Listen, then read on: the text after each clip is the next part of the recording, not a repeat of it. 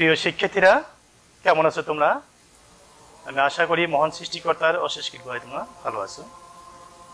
মহামারী এই করোনাকালীন সময় অবশ্যই তোমরা ঘরে আছো, নিরাপদে আছো। ব্রাইটন স্কুল অ্যান্ড কলেজ কর্তৃক আয়োজিত অনলাইন ক্লাস ও মেসেঞ্জার ক্লাসের ধারাবাহিকতায় আজকে আমরা আলোচনা করব তোমাদের গণিত বইয়ের ৩য় অধ্যায়ের কিছু সমস্যা নিয়ে। শিক্ষার্থীরা, আমরা প্রথমে সমস্যা নং 23 নিয়ে আলোচনা করব। তো 23 নং সমস্যা, এখানে বলা আছে যে একটি আয়তাকার বাগানের দৈর্ঘ্য ও প্রস্থ যথাক্রমে 60 মিটার ও 40 মিটার। এর ভিতরে চতুর্দিকে 2 মিটার চওড়া একটি রাস্তা আছে। রাস্তাটির ক্ষেত্রফল নির্ণয় করতে বলছে। তো আয়তাকার বাগান, অবশ্যই তোমাদের আয়তক্ষেত্র সম্বন্ধে ধারণা পেয়েছো ইতিপূর্বে। তো আমি পূর্বে বলেছিলাম যে তোমাদের আয়তাকার বাগান বা জমি এ ধরনের কিছু ক্ষেত্র যদি উল্লেখ করা থাকে, ভিতরে হলে সেটা কি করতে হয়? বিয়োগ করতে হয়। আর বাহিরে হলে, বাগানের বাহিরে হলে কি করতে হয়? যে পরিমাণ রাস্তা বা দেয়াল বা এই ধরনের কিছু দেওয়া থাকবে সেটা কি করতে হয়? যোগ করতে হয়। তো আমরা প্রথমে চিত্রটি অঙ্কন করব এবং সেই চিত্রের মাধ্যমে আমাদের সমস্যাটি সমাধান করার চেষ্টা করব। আমরা একটা আনুপাতিক চিত্র অঙ্কন করতেছি। শিক্ষার্থীরা,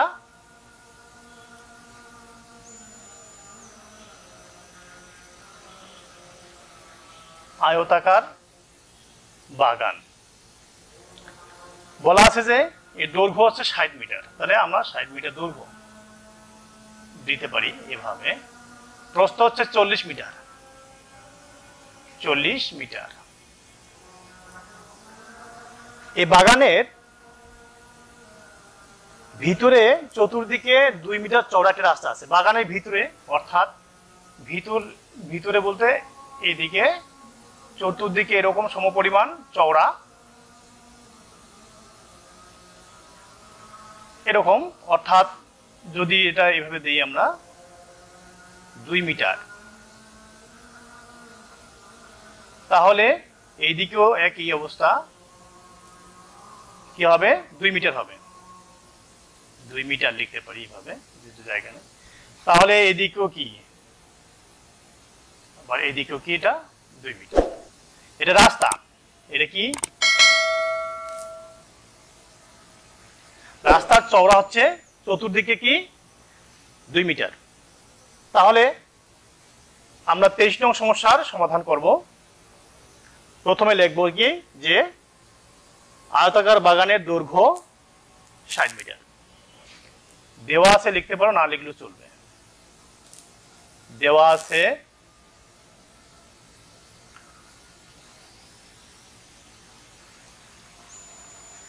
আয়তাকার বাগানটির দৈর্ঘ্য 60 মিটার। আয়তাকার বাগানটির প্রস্থ দেওয়া আছে 40 মিটার। তাহলে আয়তাকার বাগানটির কি ক্ষেত্রফল নির্ণয় করতে হবে। তো আয়তাকার বাগানের ক্ষেত্রফল, অর্থাৎ আয়তক্ষেত্রের ক্ষেত্রফল কি? আমরা জানি দৈর্ঘ্য গুণন প্রস্থ। লিখতে পারি যে অতএব আয়তাকার বাগানটির ক্ষেত্রফল, দৈর্ঘ্য গুণন প্রস্থ, দৈর্ঘ্য কত দেওয়া আছে এখানে? 60 মিটার গুণন কি এখানে প্রস্থ 40 মিটার। তাহলে মিটার এবং মিটার, মিটার স্কয়ার, অর্থাৎ কি বর্গ মিটার হয়। এখানে লিখি যে কি বর্গ মিটার। ক্ষেত্রফল থাকলে কি হবে? বর্গ মিটার উল্লেখ করতে হবে। গুণফল কি হবে? 0 4 6 24, অর্থাৎ 2400 বর্গ মিটার হচ্ছে সেই আয়তাকার বাগানের কি ক্ষেত্রফল। আমরা কি পেলাম? যে আয়তাকার যে বাগান আছে সেই বাগানের সম্পূর্ণ বাগানের কি ক্ষেত্রফল 2400 বর্গ মিটার। এরপরে বলা আছে যে এই বাগানের ভিতরে চতুর্দিকে 2 মিটার চওড়া একটি রাস্তা আছে। তাহলে বাগানের ভিতরে চতুর্দিকে 2 মিটার একটি রাস্তা থাকায়, চওড়া একটি রাস্তা থাকায় তাহলে লিখতে পারি কি যে বাগানের ভিতরে চতুর্দিকে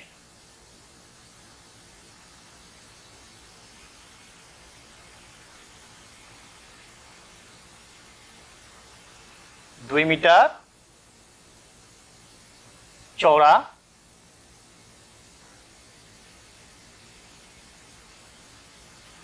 একটি রাস্তা থাকায়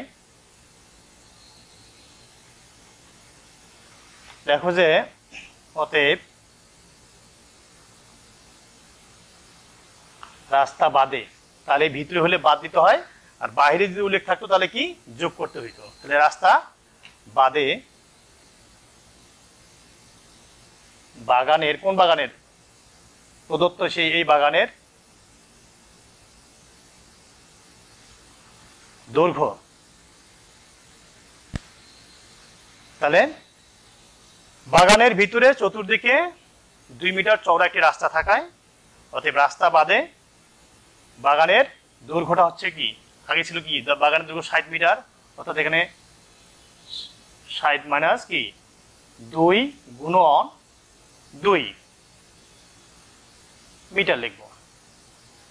শিক্ষার্থীরা 2 গুণন 2 কেন হলো, চওড়াটা আছে কি 2 মিটার, আর দৈর্ঘ্য বরাবর যেহেতু, তাহলে দুইটা পাশ আছে, অত দুইটা সাইড আছে, এখানে কি দৈর্ঘ্য, এখানে 2 মিটার, এর পাশে কি 2 মিটার, তাই এখানে 2 গুণন কি 2 হচ্ছে, চওড়া 2 মিটার, আর এই 2 হচ্ছে কি এখানে দৈর্ঘ্য বরাবর যেহেতু 2 সাইড আছে, তাই এখানে 2 আমরা লিখেছি।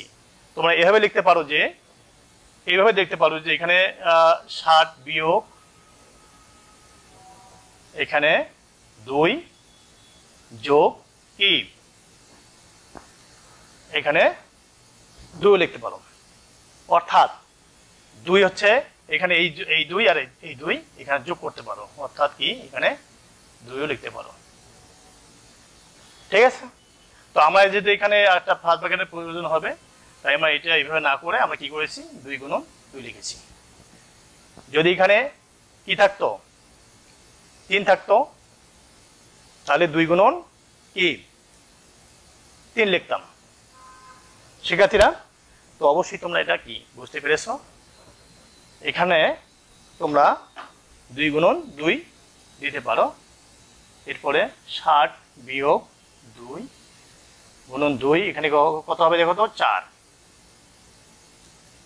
মিটার, তাহলে বিয়োগ করলে কত হবে, এখানে হবে 56 মিটার। অনুরূপভাবে রাস্তা বাদে বাগানের প্রস্থ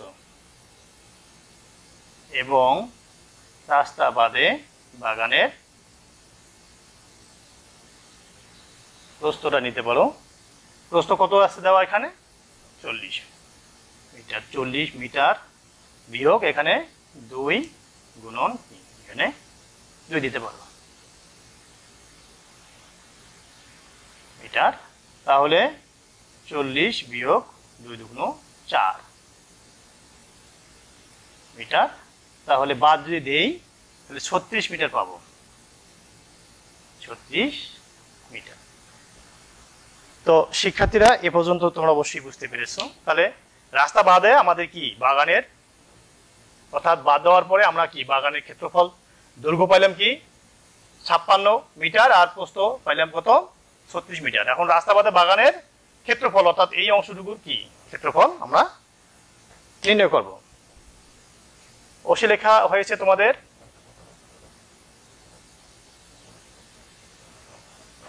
এখন কি লিখবো দেখো যে অতএব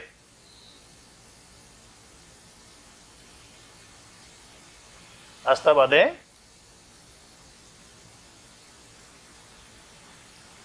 বাগানের ক্ষেত্রফল, এখানে এই যে 56 গুণন কি 36 গুণন 36 বর্গ মিটার। শিক্ষার্থীরা 56 এবং 36 যদি আমরা গুণ করি তাহলে 2016 পাবো বর্গ মিটার। তাহলে রাস্তা বাদে বাগানের ক্ষেত্রফল কি? 2016 বর্গ মিটার। এরপরে আমরা কি করব? রাস্তার ক্ষেত্রফল নির্ণয় করব। প্রশ্নে বলা আছে কি যে রাস্তাটির ক্ষেত্রফল নির্ণয় করো, অর্থাৎ এই রাস্তাটির ক্ষেত্রফল এই অংশটুকু, হ্যাঁ এতটুকু জায়গার কি ক্ষেত্রফল নির্ণয় করতে হবে। লেখো যে সুতরাং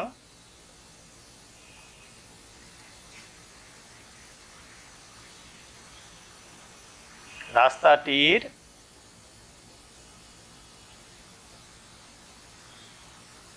ক্ষেত্রফল, আমরা বাগানের ক্ষেত্রফল কত পেয়েছিলাম? 2400, 2400 বর্গ মিটার।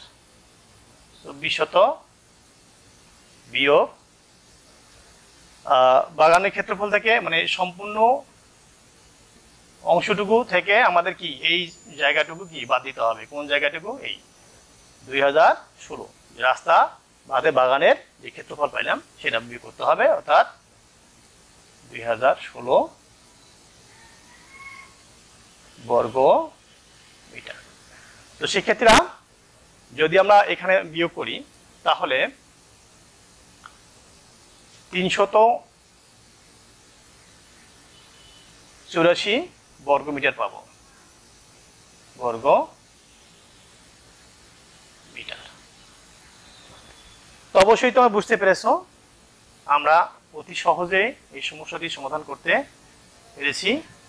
এখন তোমরা লিখতে পারো যে উত্তর 384 বর্গ মিটার। শিক্ষার্থীরা এর পরবর্তী ক্লাসে আমি তোমাদের 24 নং সমস্যা এবং 25 নং সমস্যা সমাধান করে দেখাবো। আজকে এই পর্যন্তই। তোমরা বাসায় থাকো, নিরাপদে থাকো। ধন্যবাদ শিক্ষার্থীরা।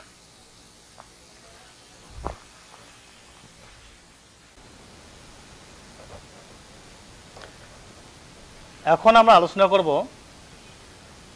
সমস্যা নং 24। সমস্যা নং 24। তো 24 নং সমস্যাটি আগে পড়ি এবং বোঝার চেষ্টা করি। একটি ঘরের দৈর্ঘ্য প্রস্থের 3 গুণ, প্রতি বর্গ মিটারে 60 টাকা 50 পয়সা দরে ঘরের মেঝে কার্পেট দিয়ে মুড়তে মোট 1102 টাকা 50 পয়সা, অর্থাৎ 1102 টাকা 50 পয়সা ব্যয় হয়। ঘরটির দৈর্ঘ্য ও প্রস্থ নির্ণয় করতে বলছে। তাহলে প্রথমে কি করব আমরা? দেখো তো, প্রতি বর্গ মিটারে এত টাকা মানে 7.5 টাকা 7 টাকা 50 পয়সা দরে ঘরের মেঝে কার্পেট দিয়ে মুড়তে মোট যে টাকাটা খরচ হয়েছে সেটা আমাদের কি আগে লিখতে হবে, অর্থাৎ টাকায় নিয়ে আসতে হবে। অর্থাৎ 60 টাকা 50 পয়সা খরচ হয় 1 বর্গ মিটারে। তাহলে ঘরের মেঝে সম্পূর্ণ মেঝেটা খরচ করতে মানে মুড়তে যেহেতু ব্যয় হয়েছে 1102 টাকা 50 পয়সা, তাহলে যে পরিমাণ টাকা আছে এটা হবে কি ঘরের ক্ষেত্রফল, অর্থাৎ টাকার পরিমাণটা আমাদের কি বর্গ মিটারে কি নিয়ে আসতে হবে। অর্থাৎ কি এখানে বলা আছে যে একটি ঘরের দৈর্ঘ্য প্রস্থে 3 গুণ, তা 3 গুণটা আগে নিতে পারো। এখানে ধরে প্রস্থ নিতে পারো, যে মনে করি ঘরের প্রস্থ হচ্ছে ক মিটার এবং দৈর্ঘ্য হচ্ছে 3 ক মিটার, এটাও নিতে পারো। তো আমরা আগে কি টাকার পরিমাণটা বের করার চেষ্টা করব। তো এইভাবে লিখতে পারি যে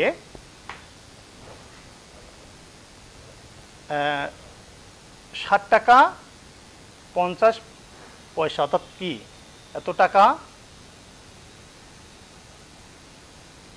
ব্যয় হয়, কত বা খরচ হয়, ব্যয় হয় 1 বর্গ মিটারে। যেহেতু প্রতি বর্গ মিটারে খরচ হয়েছে 60 টাকা 50 পয়সা, তা আমরা এটাকে 60 টাকা 50 পয়সা, হ্যাঁ এত টাকা 7 টাকা অর্থাৎ 7.50 টাকা ব্যয় হয় 1 বর্গ মিটারে।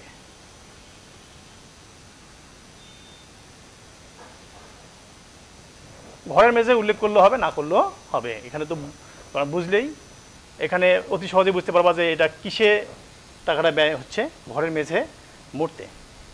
তাহলে 1 টাকা ব্যয় হয় 1/7.50 টাকা। এত তখন এটা বর্গমিটারে পরিণত হবে। অতএব এখানে যে মোট টাকা ব্যয়টা আছে সেটা লিখতে হবে 1102.50 টাকা ব্যয় হয়। তাহলে 1 গুণন 1102.50 ভাগ 7.50 বর্গ মিটারে। তো এখন যদি আমরা ভাগ করি তাহলে পাবো 147 বর্গ মিটার। তাহলে 147 বর্গ মিটার জায়গা এই মুহূর্তে খরচ হয়েছে এই 1000 অর্থাৎ 1102.50 টাকা। এখন আমরা লিখব যে মনে করি এই যে ঘরের দৈর্ঘ্য প্রস্থের 3 গুণ, তাহলে ঘরের প্রস্থটা আমরা ক মিটার ধরি।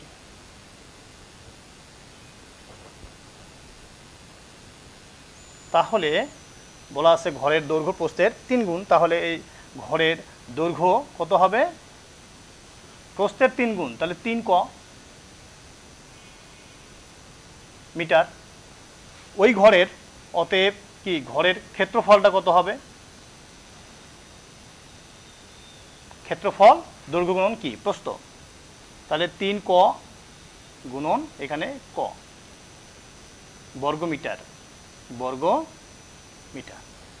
তাহলে গুণ করলে হবে 3 ক আর ক স্কোয়ার বর্গ মিটার, গুণ করলে ক স্কোয়ার, তাহলে 3 ক স্কোয়ার বর্গ মিটার। তাহলে এখানে লক্ষ্য করো যে এইখানেও 147 বর্গ মিটার আছে আর এইখানেও আছে কত 3 ক স্কোয়ার বর্গ মিটার।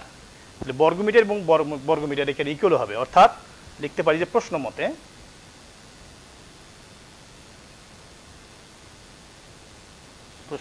আমরা লিখতে পারি 3 ক স্কোয়ার ইজ ইকুয়াল 147। তাহলে আমরা এখানে বা চিহ্ন দেব এবং বা লিখব ক স্কোয়ার যদি দেই তাহলে 147 ভাগ কত 3। তো যদি ভাগ করি তাহলে ক স্কোয়ার ভাগ করলে পাবো 49। শিক্ষার্থীরা আমরা অবশ্যই লিখেছি, এ পর্যন্ত লেখা শেষ তোমাদের। এখন আমরা যদি এখানে বর্গমূল করি 49-এর তাহলে পাবো ক ইজ ইকুয়াল বর্গমূল চিহ্ন দিলাম, এখানে কত হচ্ছে 49 লিখব, অতএব ক পাবো 7। তাহলে ক যদি 7 পাই, কয়ের মানটা কত 7, তাহলে 7 কি ঘরের প্রস্থ ক ছিল এখানে, তাহলে ঘরের প্রস্থ পেলাম কত 7 মিটার। এখানে চাওয়া হয়েছে কি আমাদের ঘরের দৈর্ঘ্য ও প্রস্থ, তাহলে লিখতে পারি যে লেখো যে সুতরাং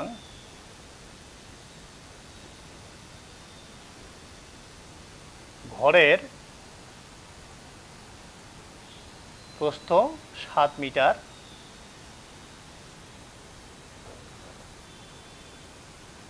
ঘরের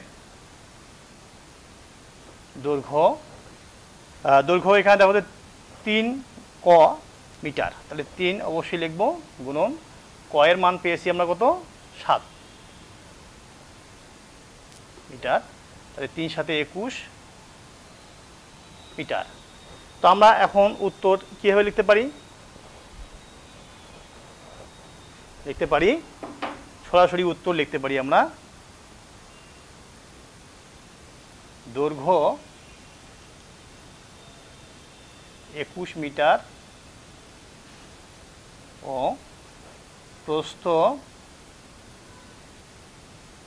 7 মিটার।